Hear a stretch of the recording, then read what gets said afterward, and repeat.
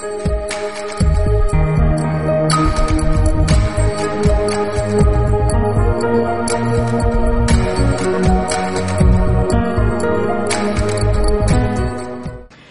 so certainly there are a lot of exciting things that are happening in the field of complementary and alternative medicine. I think what it takes is not so much of we holding on to our so-called little things. In fact, if you look at what I have gone through, humbly, I mean, I don't know everything. But then again, it's very interesting that I learned the basics of something that was so empirical and so old and so traditional, and simply because I did not have an open mind to receive it or to go ahead to find ways of convincing myself that this is something which is very much valid. I end up looking into the other side, and yet that did not really give me all of the solutions, and ended up now coming a full circle. And in fact, a lot of the hypotheses in traditional Chinese medicine are explainable nowadays in scientific terms. Like, for instance, yin and yang, we can look at it as a balance between psychic AMP and psychic GMP. And in fact, it's been verified and it's been well researched in countries that are interested in looking into these modalities, including Japan and China. And I believe it definitely has a lot of credence in it. It's amazing. So treating cancer, there are a lot of angles. Of course, we don't just treat cancer in our clinic. We also treat a lot of multiple sclerosis. We treat a lot of neurological diseases, including paraplegia.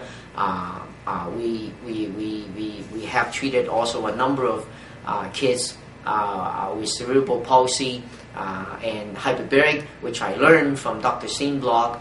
But then again, I expanded it a little bit further, and we're also treating a lot of Crohn's disease and ulcerative colitis successfully with hyperbaric oxygen treatment. Of course, it's not as straightforward as just getting someone to go through a series of hyperbaric oxygen treatment. Of course, there's a lot of other modalities that has to go along with it. And the reason why I had to buy 2 hyperbaric oxygen chambers was because my ex-wife was paralyzed in a car accident because of a C6 compression fracture, burst fracture, and a C7 compression fracture. And when I found out that there's a possibility that hyperbaric oxygen might modulate the activity of fibroblasts to do some healing and repairing of bodily cells, including maybe neurological tissues, we try a few hyperbaric oxygen treatment, and I decided to buy my own hyperbaric oxygen chamber for the sake of treating her. And you know something? It's amazing that today she is walking with a walker, and she has full bladder and bowel control. And in fact, even CBC, the Canadian Broadcasting Corporation, expressed interest at one time maybe to do a special documentary on her, and decided it was too hot to handle. They decided not to do it. And talk about too hot to handle. There was a patient that we had treated that had cancer recurrence 3 times, that she should have been dead according to the conventional field something like 6 years ago. And she's in very good shape. She's in remission. Of course, we did something special with her.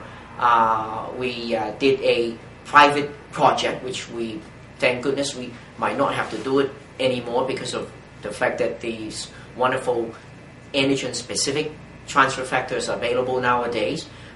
For that particular person, I ran out of rope. So what we did was I had read up on Dr. Futenberg's work on transfer factors, and decided to coach her to buy a pregnant cow that was about 7 weeks to freshening, and we actually injected blood that we drew from her into the peritoneum of this cow, and then we collected the colostrum, and that was part of the treatment as antigen or tumor antigen specific transfer factors to treat her.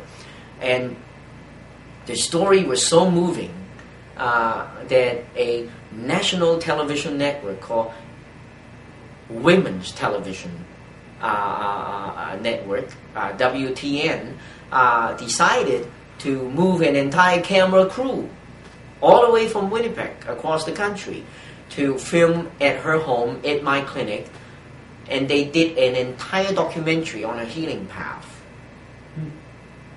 And today I have a letter of apology, apologizing from their legal department that maybe it's not very timely to air such a documentary, and the documentary was meant to be for a show called Beyond Medicine. So I can kind of joke at it to say they dropped the ball because it's a little too hard, that this is really beyond medicine.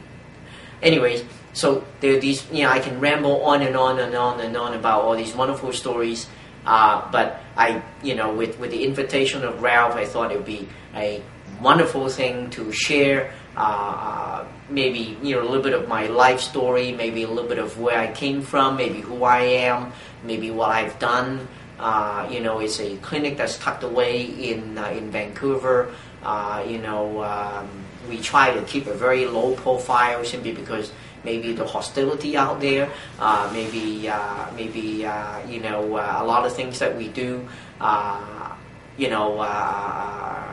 it can be controversial, and of course I can go on and on and talk about a lot of other things, including we also modulate the ratio of dephosphorylation and phosphorylation with, can you believe, a compound very similar to ATP, adenosine triphosphate, to downregulate the oncogene expression, and we also use homeopathic cancer preparations to counteract